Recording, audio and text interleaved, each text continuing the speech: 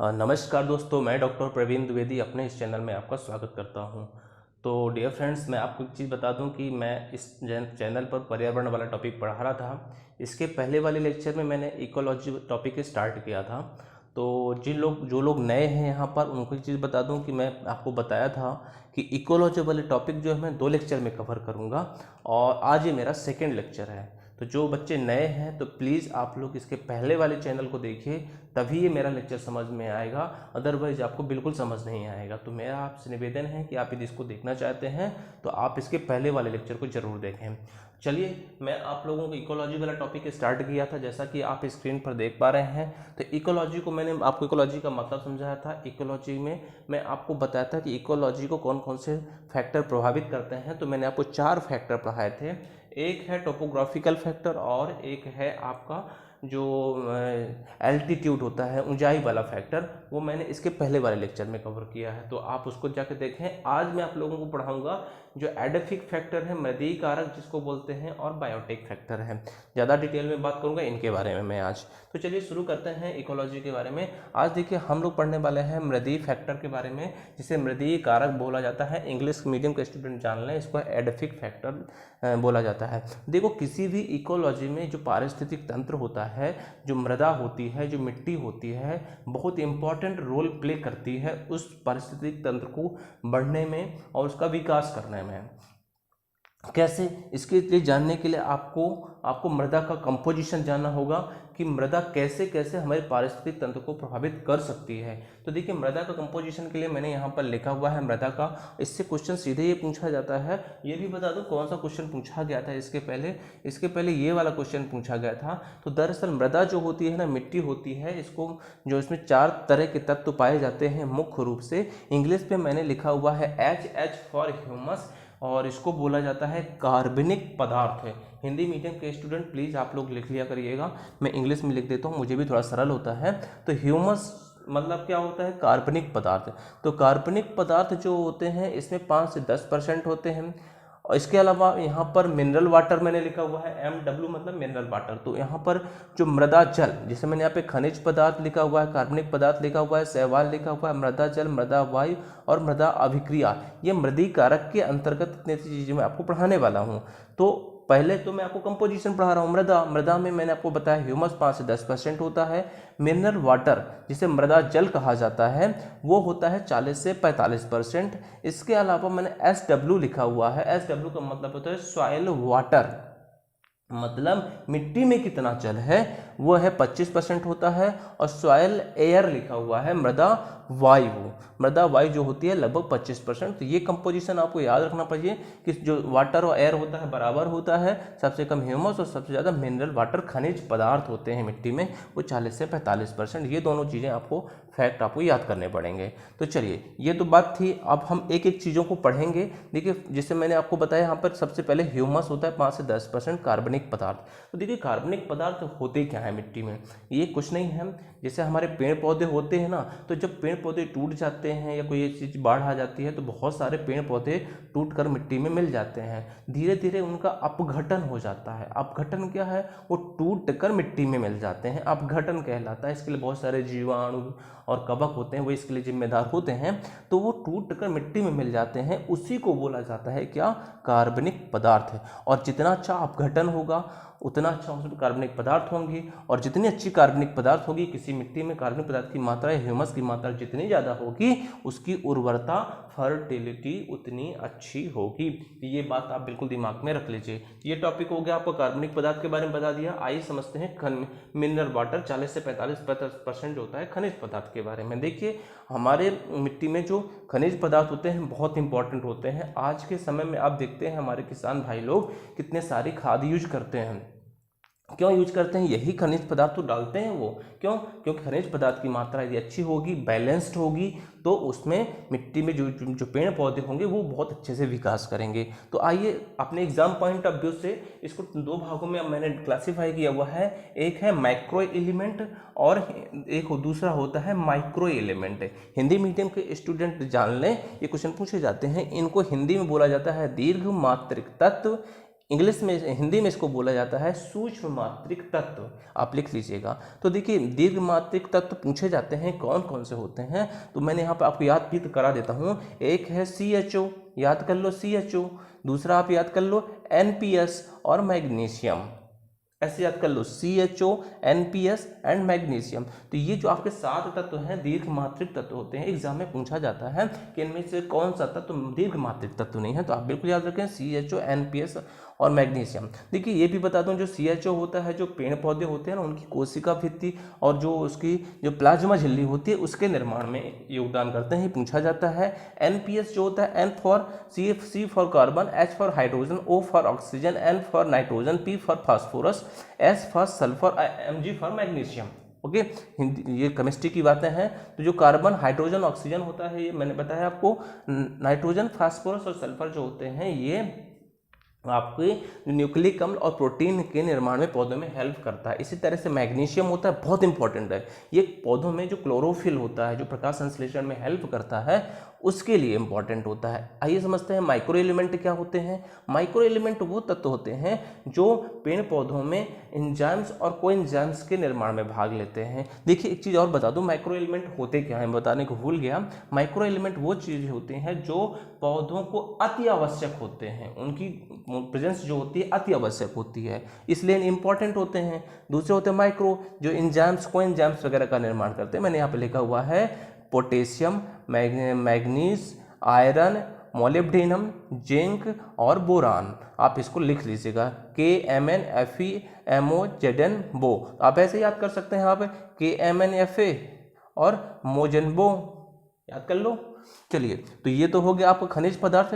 आइए समझते हैं शैवाल। शैवाल क्या होते हैं, हमारे जो हमारी मिट्टी होती है उसमें बहुत तरह के जो पानी होते हैं उसमें बहुत तरह के शैवाल पाए जाते हैं जो हमारे पारिस्थितिक तंत्र के लिए इंपॉर्टेंट होती है। चलिए अगला टॉपिक है मृदा जल। मृदा जल क्या होता है। मृदा जल ऐसा जल होता है जो मिट्टी में उपस्थित होता है। आइए एग्जाम पॉइंट ऑफ व्यू से बात करते हैं। मृदा जल जो होती है इसको 3 भागों में डिवाइड करते हैं। मैंने इंग्लिश में लिखा हुआ है ग्रेविटेशनल वाटर, हिंदी मीडियम के स्टूडेंट लिख ले, इसे गुरुत्वीय जल बोला जाता है। कैपिलरी वाटर क्या होता है, इससे बोला जाता है केशिका जल बोला जाता है, बहुत इंपॉर्टेंट है केशिका जल वाला टॉपिक। और दूसरा है हाइग्रोस्कोपिक वाटर, इसे आर्द्रता वाटर बोला जाता है। देखिए ग्रेविटेशनल वाटर क्या होता है।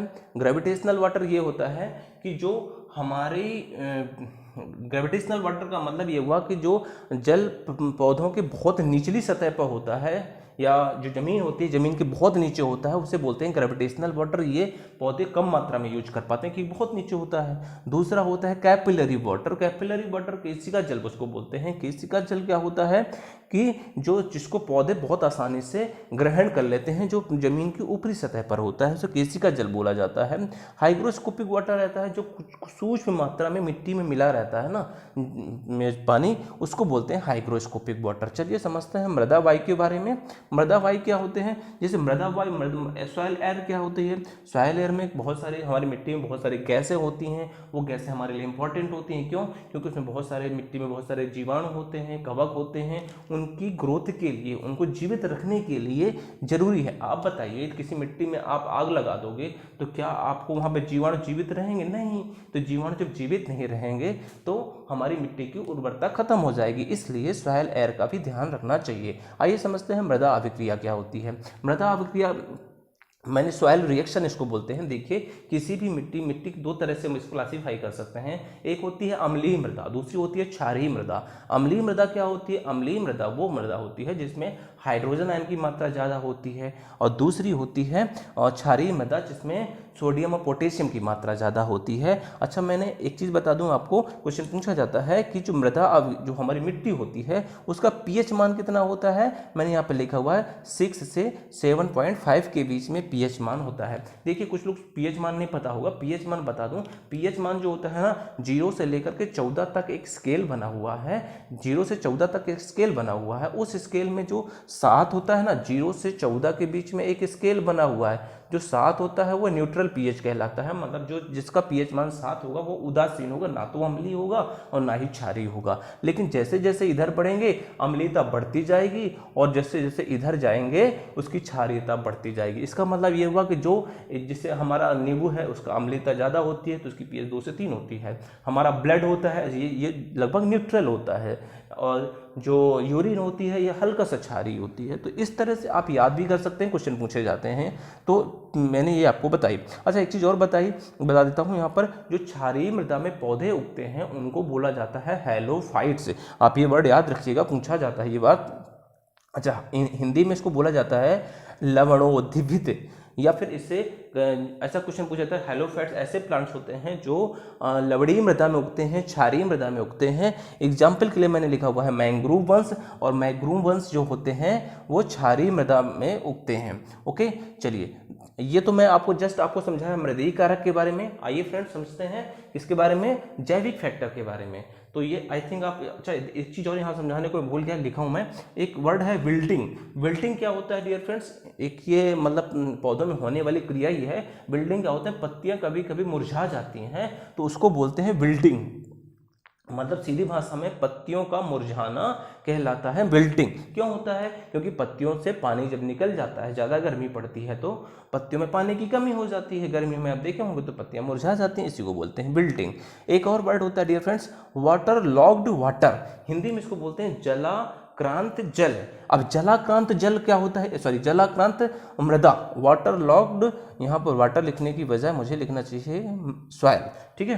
तो जलाक्रांत मृदा मिट्टी, तो जलाक्रांत मृदा क्या होती है? अच्छा जलाक्रांत मृदा क्या है? नाम से ही समझ में आ रहा है, जल जिसमें जल भरा हो, ऐसी मिट्टी जहाँ पर बहुत ज़्यादा जल का डिपोजिशन हो जाता है उसे बोला जाता है जलाक्रांत मृदा। अब जलाक्रांत मृदा में समस्या ये होती है कि वहाँ पे ऑक्सीजन की कमी हो जाती है। क्यों? क्योंकि वहाँ पे पानी भरा रहता है, तो ऐसे में जो हमारे जीवाणु होते हैं, प्लांट्स होते हैं, वो ग्रो नहीं कर पाते हैं, तो इसी को बोलते हैं जलाक्रांत मृदा। और ऐसे मिट्टी में कुछ ऐसे पौधे भी होते हैं जो यहीं पर उगना पसंद करते हैं, जैसे मैंग्रोव वंश होते हैं, मैंग्रोव वंश। तो डियर फ्रेंड्स मैंने ये वाला टॉपिक पूरी तरह से कवर किया, आप लोगों को मैं हिंदी में समझाता जा रहा हूं, आप लोग लिखते जरूर जाएं। चलिए समझते हैं बायोटिक फैक्टर के बारे में, जैविक कारक के बारे में। जैविक कारक को मैंने यहाँ पे क्लासीफाई किया हुआ है, जीवाणु, कवक, चरने वाले पशु, परजीविता, सहजीविता, मृतोपजीविता, अधिपादक और कीटबच्ची पौधे। देखिए हमारी जो मिट्टी होती है उसमें बहुत सारे जीवाणु पाए जाते हैं, कवक पाए जाते हैं, विषाणु पाए जाते हैं, विषाणु मतलब वायरस पाए जाते हैं, बैक्टीरिया, फंगाई, वायरस। तो ये जो होते हैं ना, ये हमारी मिट्टी के लिए इंपॉर्टेंट भी होते हैं। अब ये इंपॉर्टेंट कैसे होते हैं, इसको समझने के लिए हमें कुछ और वर्ड समझना होगा, और जो बच्चे अदर्स मेडिकल साइंस से नहीं हैं वो लोग इन वर्डों को जरूर ध्यान से देख लें, क्योंकि ये क्वेश्चन उनको समझ में नहीं आता कि ये होता क्या है। देखिए परजीविता एक मैंने यहाँ पर वर्ड लिखा हुआ है, इंग्लिश में इसको बोलते हैं पैरासाइटिज्म। तो कुछ जीवाणु और कवक ऐसे होते हैं, परजीविता का मतलब समझ लो, परजीविता का मतलब ऐसा है परजीवी होना, दूसरे पर क्या होना, आश्रित होना। तो कुछ ऐसे हमारे जीवाणु और कवक होते हैं, जो विषाणु होते हैं, जो दूसरे पर आश्रित होते हैं, ठीक है। कुछ ऐसे होते हैं जो दूसरों पर आश्रित होते हैं। आश्रित होने का मतलब है जो कुछ ऐसे पौधे होते हैं जो दूसरों पर जीवन यापन करते हैं। एग्जाम्पल के लिए मैंने लिखा हुआ है क्या, अमरबेल। अमरबेल एक ऐसा पौधा होता है जो दूसरे पौधों पर लिपट जाता है और लिपट कर अपना भोजन उनसे ग्रहण करता है, इसलिए इसको बोला जाता है पैरासाइटिक प्लांट। या फिर अमरबेल आपको बताया ये होता है परजीविता, परजीवी, और ऐसे प्लांट क्या कहलाएंगे, पैरासाइट कहलाएंगे। चलिए दूसरा मैंने लिखा हुआ है सहजीविता, सिम्बायोटिज्म। क्या कहलाते हैं, सिम्बायोटिज्म। अब सिम्बायोटिज्म सहजीविता, साथ साथ क्या करना, जीवन यापन करना। तो कुछ ऐसे पौधे भी होते हैं, बैक्टीरिया होते हैं जो पौधों के साथ में रहते हैं और उन्हीं के साथ रह के उनके साथ जीवन यापन करते हैं। मतलब दो में से कोई एक ना हो तो उसका जीवन नहीं हो पाएगा। सेम चीज क्या होती है, पति पत्नी का संबंध है, ठीक है। तो ऐसे पौधे होते हैं जो साथ साथ जीवन यापन करते हैं, उनको बोला जाता है सहजीवी। अब कुछ मैंने एग्जांपल लिखे हुए हैं। लाइकेन, लाइकेन क्या होता है, जो हमारे लेगुमिनेसी कुल के पौधे होते हैं। लेगुमिनेसी मतलब ऐसे पौधे जिनकी जड़ों में क्या बनती है, गांठें बनती हैं, प्रोटीन वाले पौधे, दाल वगैरह आती है ना, दाल जैसे सोयाबीन है, चना है, ऐसे पौधों की जड़ों में ये लाइकेन बैक्टीरिया पाया जाता है। ये क्या करता है, लाइकेन क्या करता है, लाइकेन को चाहिए भोजन, तो भोजन इसको कहाँ से मिलेगा, उसकी जड़ों से मिलेगा। अब पौधे को फायदा कैसे होगा, पौधे को फायदा ऐसे हो जाएगा कि जो उसकी जड़ें हैं, वो जड़ों में जो लाइकेन है ना, वो क्या करेगा, वहाँ पे जो मिट्टी में नाइट्रोजन है उसका नाइट्रीकरण करेगा। इसकी वजह से उन पौधों की जड़ों को नाइट्रोजन मिल जाएगा। तो इस तरह फायदा कैसे दोनों को हो गया, लाइकेन को अपना भोजन मिल गया उस जड़ के साथ रहकर, और पौधे का भोजन पौधे का भी फायदा हो गया। क्यों, क्योंकि उसको इसकी वजह से वहाँ पे उसको नाइट्रोजन मिल गई। इस तरह से लाइकेन ये हो गया एक सहजीवी, ठीक है। इसके अलावा ऐसा ही संबंध कवक का होता है, जिसे फंगाई बोलते हैं, माइकोराइजा होता है। चीड़ और आर्किड जो प्लांट होते हैं उनमें ये कवक होते हैं, सहजीवी संबंध के साथ जीवन यापन करते हैं। आइए समझते हैं मृतोपजीविता क्या होती है, सैप्रोफाइटिज्म। अब सैप्रोफाइट मृतोपजीवी अब ये क्या करते हैं, कुछ पौधे ऐसे होते हैं जो हमारे जीव जंतु होते हैं, प्लांट्स होते हैं, उनका अपघटन करते हैं। अपघटन मतलब उनको तोड़ तोड़कर खा जाते हैं। अच्छा, ये पौधे इनको बोलते हैं सैप्रोफाइटिक प्लांट, और प्रोसीजर को बोलते हैं सैप्रोफाइटिज्म। और जिसे मैंने यहाँ पे लिखा हुआ है सफाई कर्मी है। एक तरह से आपने कभी देखा होगा, यदि आप गांव में रहते हैं, कहीं पे भी रहते हैं, तो देखे होंगे कि कोई जीव जंतु मर जाते हैं तो 2-4 दिन बाद वहाँ बहुत सारे कीड़े आ जाते हैं। तो वही तो अपघटक होते हैं, वही तो उसको खा जाते हैं धीरे धीरे, और फिर वो मिट्टी में मिल जाता है।